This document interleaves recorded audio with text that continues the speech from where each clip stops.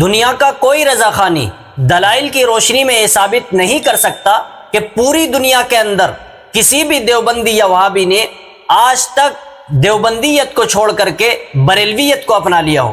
اگر کسی دیوبندی نے بریلویت کو اپنایا ہے تو بقول احمد رضا خان کے وہ دیوبندی تھا ہی نہیں۔ محترم ناظرین، السلام علیکم ورحمۃ اللہ وبرکاتہ۔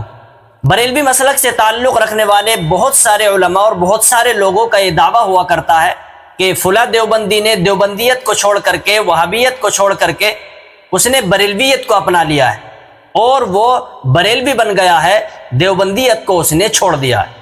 اسی طرح کی یہ ویڈیو بھی ہے، دیکھیے پہلے آپ اس ویڈیو کو دیکھ لیجئے، اس کے بعد آگے کچھ مزید تبصرہ کرتے ہیں۔ رد وہابیت سے کیا ہوتا ہے سنو، یہ مچھلی بازار کا بندہ محمد عامر بیٹھا ہے۔ محمد عامر مچھلی بازار کا کدھر گیا بھائی؟ ہم نے کہا تھا ہم مجمع میں تمہیں بلائیں گے، پتہ نہیں بیچارہ کہاں گیا۔ محمد عامر حضرت کے وصال سے پہلے دیوبندی تھا۔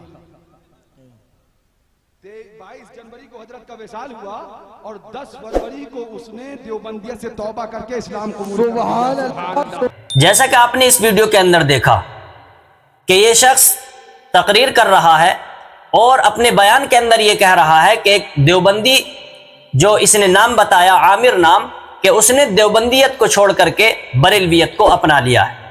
تو محترم ناظرین کرام، میں آپ کو یہ بتا دوں کہ آج تک کسی بھی دیوبندی نے، کسی بھی وہابی نے دیوبندیت کو چھوڑ کر کے بریلویت کو نہیں اپنایا ہے۔ اگر کسی نے دیوبندیت کو چھوڑا بھی ہے اور اس نے بریلویت کو اپنایا ہے تو وہ دیوبندی تھا ہی نہیں، بلکہ وہ پہلے سے ہی یا تو بریلوی تھا یا کسی اور مسلک کا ماننے والا تھا۔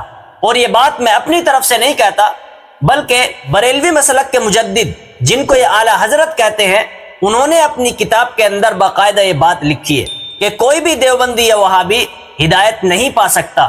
اگر کسی دیوبندی یا وہابی کو ہدایت مل گئی تو وہ دیوبندی تھا ہی نہیں اور وہ وہابی تھا ہی نہیں۔ یہ بات احمد رضا خان نے اپنی کتاب کے اندر لکھی ہے۔ دیکھیے میں آپ حضرات کی خدمت میں احمد رضا خان کی اس کتاب کا حوالہ آپ حضرات کی خدمت میں پیش کر دیتا ہوں۔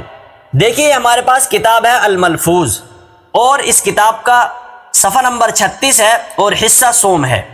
اس میں دیکھیے کسی نے سوال کیا احمد رضا خان بریلوی سے، عرض یہ دعا کرنا کہ اللہ وہابیوں کو ہدایت کرے جائز ہے یا نہیں؟ ارشاد کیا جواب دیتے ہیں؟ وہابیہ کے لیے دعا فضول ہے، یعنی ان کی ہدایت کے لیے دعا کرنا بیکار ہے، فضول ہے۔ آپ کا دعا کرنا، ان کے لیے ہدایت کی دعا کرنا، آپ کی دعا کوئی اثر نہیں کرے گی اور آپ فضول دعا کر رہے ہیں ان کے لیے۔ آگے لکھتے ہیں ثم لا یعودون، ان کے لیے آ چکا ہے وہابی کبھی لوٹ کر نہ آئے گا، اور جو ہدایت پا جائے وہ وہابی نہ تھا۔ دیکھیں الملفوظ کے اندر خود احمد رضا خان بریلوی نے یہ لکھا ہے کہ ان کے لیے دعا کرنا یہ بھی بیکار ہے، اور اگر کوئی اپنے آپ کو دیوبندی کہلانے والا یا اپنے آپ کو وہابی کہلانے والا اگر کوئی دیوبندیت کو چھوڑ کر کے بریلویت کو اپنا بھی لیتا ہے تو احمد رضا خان کا یہ قول ہے کہ وہ دیوبندی تھا ہی نہیں اور وہ وہابی تھا ہی نہیں۔ تو محترم ناظرین کرام، اب یہ جو شخص دعویٰ کر رہا ہے کہ فلاں شخص نے دیوبندیت کو چھوڑ کر کے بریلویت کو اپنا لیا ہے، اس کا یہ دعویٰ کرنا بیکار اور فضول ہے بقول احمد رضا خان بریلوی کے۔